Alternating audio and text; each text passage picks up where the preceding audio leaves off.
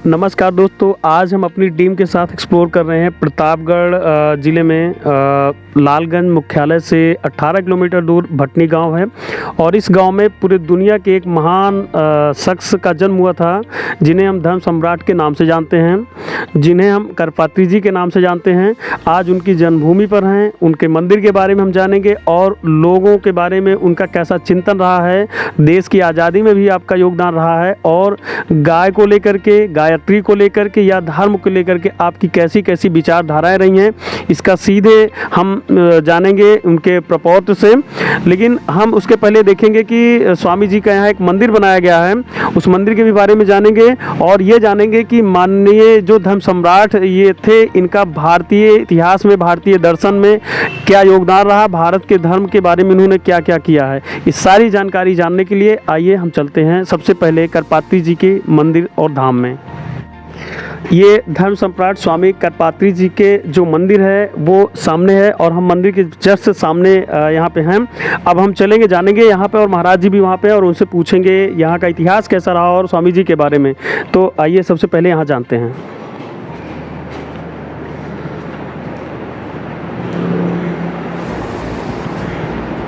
तो आइए हम सबसे पहले धर्म सम्राट जी के बारे में जानते हैं। और ये धर्म सम्राट जी का जो बनाया गया है, ये इनका मंदिर है और एक छोटा सा मंदिर है जो आज यहाँ स्थानीय लोगों का या दूर दूर से अभी भी यहाँ पे संत आते हैं, जिनका एक बहुत ही बड़ा महत्व है।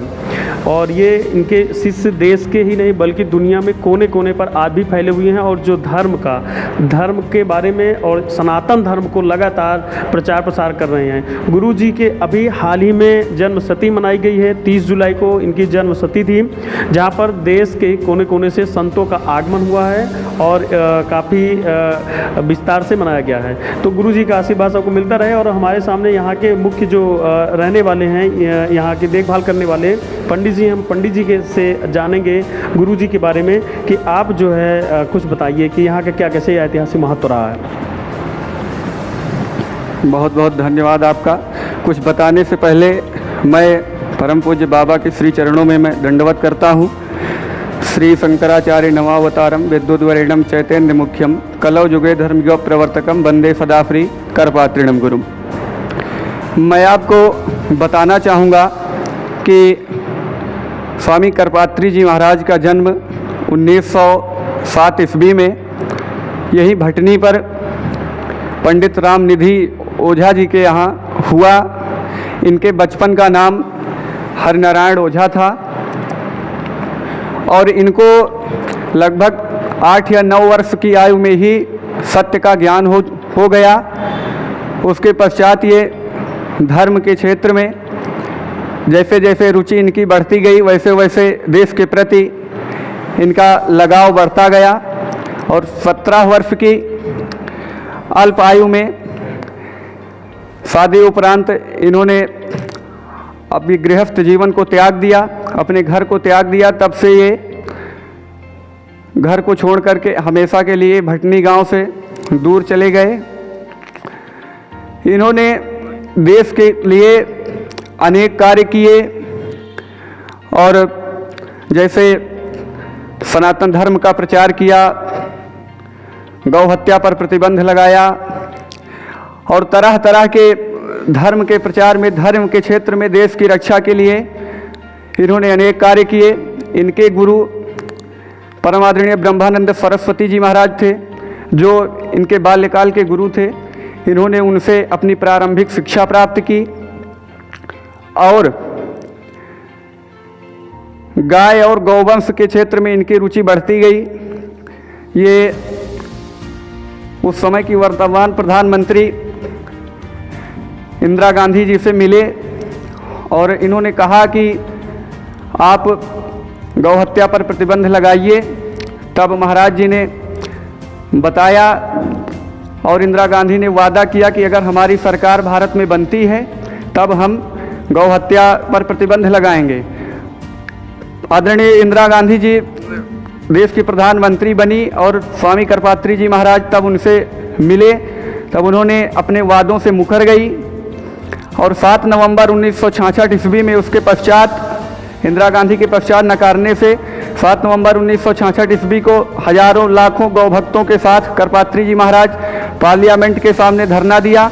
और उस समय की ये निर्दयी सरकार, प्रधानमंत्री ऐसी थी, क्रूरता के कारण पूज्य महाराजश्री पर गोलियां चलवाई और करीब उसमें 250 से 500 तक संत मारे गए और लाखों हजारों संतों की आहुति दे दी गई और धर्म सम्राट जी को तिहाड़ जेल में डाल दिया गया।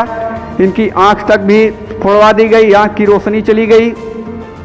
परंतु तब भी महाराजश्री ने अपना धैर्य नहीं छोड़ा और जेल में होते हुए भी धर्म के कार्यों में इनकी रुचि निरंतर बढ़ती गई।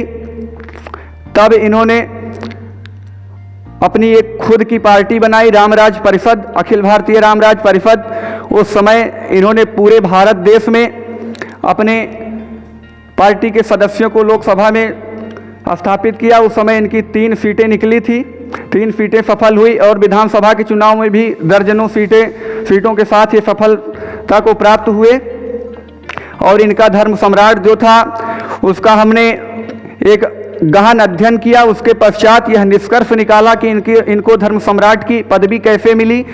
तो 7 देशों को जीत करके एक विद्वान आया और भारत को भी जीतना चाहा। तब उस समय धर्म सम्राट से मुलाकात हुई और महीनों का उत्तर धर्म सम्राट ने घंटों में दिया। तो ये हमारे यहाँ के धर्म सम्राट थे और धर्म सम्राट केवल भारत के ही नहीं अपितु पूरे संसार के कहलाए। इनके बारे में जितना ही कहा जाए उतना ही कम है। और इन्होंने अपने बहुत से सारे को शिक्षक रहे और बहुत सारे छात्रों को इन्होंने पढ़ाया भी। धर्म के बारे में, सनातन के बारे में इन्होंने बताया। इनके द्वारा एक किताब भी लिखी गई जिस किताब का नाम है रामायण मीमांसा, जो पूरे 2400 श्लोकों से लिखी गई है। भगवान राम जी के बारे में दर्शाती है। बाद में इन्होंने अखिल भारतीय रामराज परिषद की एक राजनैतिक पार्टी भी बनाया जिन्होंने चुनाव में भी अपना अच्छा प्रदर्शन किया और कई सीटें उस समय जीती थी। तो इतने महान शख्सियत रहे जो प्रतापगढ़ में रहे और आप प्रतापगढ़ की एक विभूति हैं। अभी हाल ही में आपके सम्मान में भारत सरकार ने एक 5 रुपए के जो डाक टिकट है उसको जारी किया है और उस टिकट को जारी करके आपका सम्मान बढ़ाया है या आपके सम्मान में जारी किया है। और साथ ही साथ यहाँ जो वर्तमान जनप्रतिनिधि हैं, साथ ही साथ यहाँ के स्थानीय लोगों का और प्रतापगढ़ वासियों का या बेल्हा के लोगों का ये मांग है, यहाँ के प्रतिनिधियों की मांग ये होती है कि जो आज जो पहचान होनी चाहिए स्वामी करपात्री जी महाराज की, इनके जन्मस्थली की, वो पहचान आज अभी विश्व पटल पर नहीं जा पा रही है। और यहाँ पे स्थानीय लोगों की ये भी मांग है कि उसको ज़्यादा से ज़्यादा और ज़्यादा बढ़िया तरीके से बेहतर बनाया जाए ताकि जो आने वाले बाहर के लोग हैं, संत हैं या पर्यटक हैं, उनको बार बार पूछना पड़ता है वह जगह कहाँ पे है, कैसे जाना है, वो आसान हो सके। क्योंकि ये जो यहाँ पहुँचने के लिए लालगंज है, लालगंज तहसील मुख्यालय से 18 किलोमीटर दूर है और 20 गाँव से होकर आना पड़ता है। तो ऐसी जगहों पे स्थानीय लोगों की मांग है कि वहाँ पर बड़े बड़े बोर्ड लगाए जाएँ या सरकार के माध्यम से इंडिकेट कराया जाए कि स्वामी करपात्री जी महाराज की जो मंदिर है, मूल स्थान है, उनका जन्म कहाँ पे हुआ था, ये आया जा सके। और यहाँ के और ये दूसरी मांग ये है कि लोगों का कहना है कि इसको पर्यटन स्थल पे के लिए भी मान्यता दी जाए, क्योंकि ये केवल इस ज़िले के ही नहीं अपितु पूरे भारत के नहीं बल्कि पूरे संसार के एक धर्म सम्राट के रूप में इन्होंने सनातन धर्म को उदय किया है। और ऐसे महाराज जी के चरणों में बारंबार नमन। जय प्रभु।